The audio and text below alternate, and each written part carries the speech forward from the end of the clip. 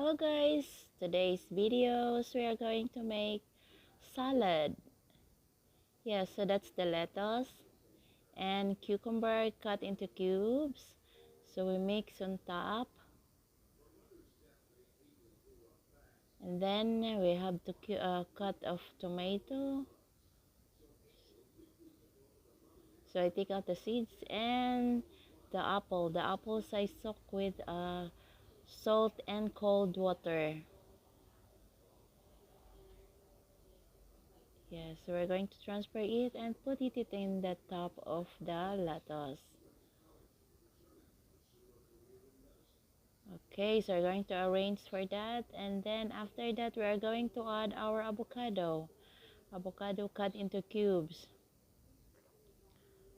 Okay, so now the next is pineapple slice.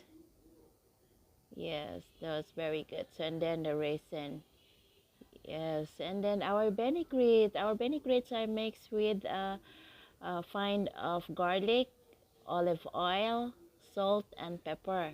But if you want to make to add honey, so you can add also honey. But I don't want to add honey because I add it already with pineapple and raisin.